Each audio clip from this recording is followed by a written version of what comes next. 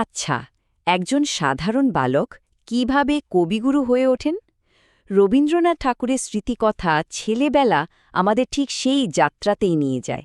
একটা এমন শৈশবের গল্প যা একদিকে ছিল মানে ভীষণ কড়া নিয়মে বাঁধা, আবার অন্যদিকে ছিল কল্পনার অফুরন্ত আকাশের ডানা মেলার স্বাধীনতা।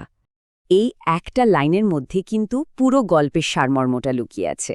ভাবুন একবার, শরীরটা পাখির মতো হালকা, মানে অফুরন্ত সম্ভাবনা, কিন্তু ডানা নেই। এই যে ডানা না থাকা, এটাই ছিল সেকেলে কলকাতার সেই কঠোর নিয়ম আর দম বন্ধ করা কাঠপাদের প্রতীক, যেন একটা খাঁচায় বন্দী ছিল এক অসাধারণ প্রতিভা। তো সেই বালকটিকে যদি বুঝতে হয়, তাহলে চলুন একটু সময়টাকে পিছিয়ে নিয়ে যাই। সোজা পা রাখি তার জগতে, এমন একটা কলকাতার যার ধুলো মাখা রাস্তা আর আবছা আলো, ওহ, সেসব এখন শুধুই ইতিহাসের পাতায়। আজকের মতো এই গতির আর আলোর শহর কিন্তু তখন ছিল না।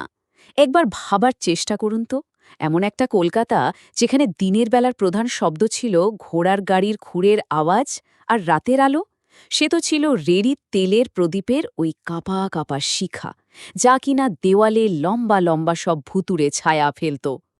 দেখুন, এই ছবিটা কিন্তু শুধু সেকালের মেয়েদের অবস্থার কথাই বলে না, এটা আসলে পুরো সমাজটার একটা চিত্র তুলে ধরে।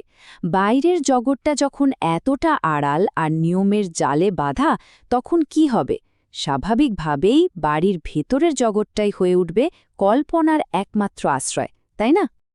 আচ্ছা, বাইরের জগৎটা তো দেখা গেল, কিন্তু রবীন্দ্রনাথের শৈশবের আসল মঞ্চ কিন্তু ছিল তার বাড়ি।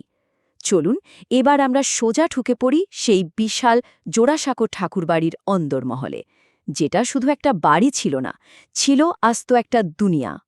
একবার ভাবুন তো, ওই বিশাল বাড়িতে আত্মীয়স্বজন, চাকর বাকর, এদের ভিড় তো ছিলই, কিন্তু তাদের থেকেও যেন বেশি জীবন্ত ছিল কিছু অদৃশ্য বাসিন্দা, মানে নানা রকমের গল্প, গুজব, কুসংস্কার, বাতাসে সারাক্ষণ ভেসে বেড়াত কত যে অলৌকিক কাহিনী, যা কিনা বাস্তব আর কল্পনার মধ্যেকার দেয়ালটাই প্রায় মুছে দিত।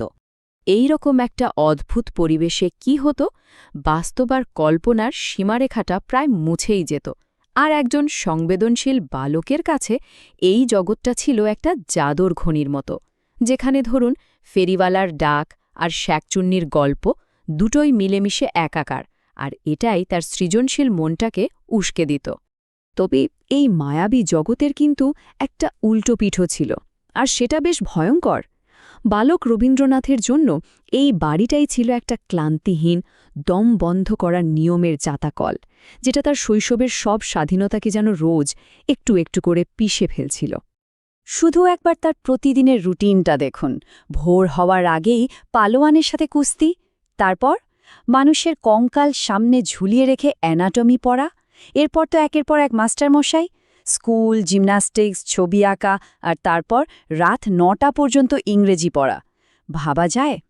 এটা তো শুধু পড়াশোনা ছিল না, এটা ছিল একটা দম বন্ধ করার রুটিন, যা তার শৈশবের সবটুকু রস যেন শুষে নিচ্ছিল।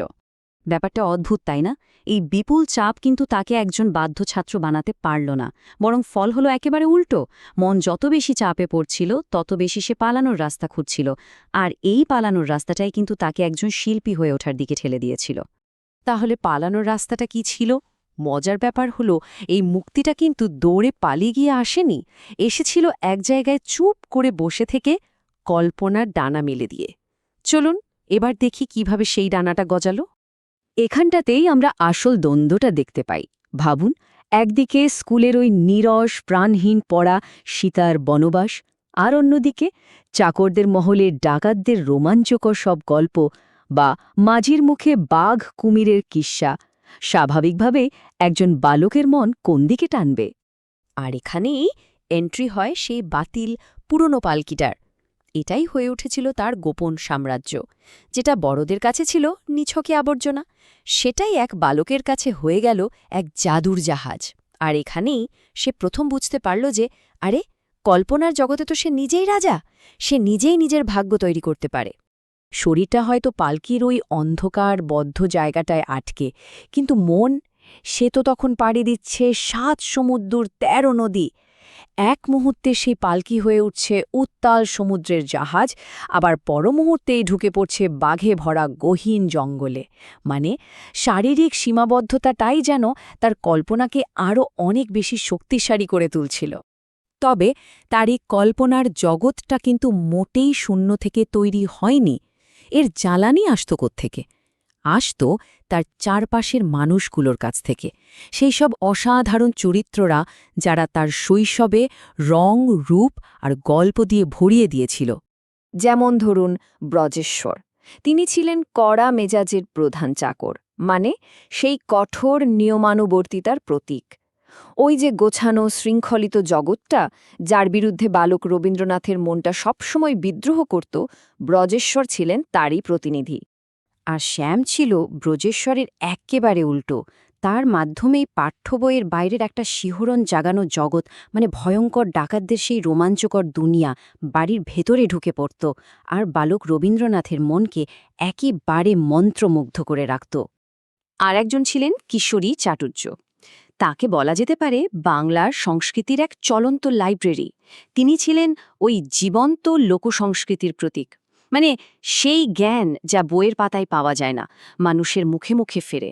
স্কুলের ওই নীরস পড়াশোনার চেয়ে এই জগৎটা যে কত বেশি প্রাণবন্ত ছিল তা তো বোঝাই যায়।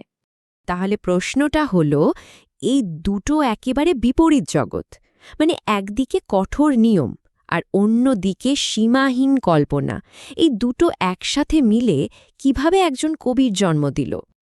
উত্তরটা সম্ভবত এই সংঘাতের মধ্যেই লুকিয়ে আছে। ভাবুন, একদিকে নিয়মের চাপ তাকে বাইরের জগৎ থেকে প্রায় বিচ্ছিন্ন করে দিচ্ছে, আবার অন্যদিকে ওই বিচ্ছিন্নতাটাই তাকে বাধ্য করছে নিজের ভেতর একটা বিশাল জগৎ তৈরি করতে। এই দুটো জগতের সংঘর্ষ, এটাই ছিল সেই স্ফুলিঙ্গ যা থেকে তার প্রতিভার আগুনটা জ্বলে উঠেছিল। আর তাই শেষ পর্যন্ত তার আসল মুক্তির জায়গাটা কিন্তু ক্লাসরুমের বেঞ্চি বা ওই পালকির অন্ধকার ছিল না, ছিল বাড়ির খোলা ছাদটা। সেখানেই ওই সীমাহীন আকাশের নিচে নিয়ম আর কল্পনা যেন মিলেমিশে একাকার হয়ে গেল। আর ঠিক সেখানেই জন্ম হল সেই কবির, যিনি পরে গোটা বিশ্বকে তার কল্পনার ডানায় ভর করে উড়তে শিখিয়েছিলেন।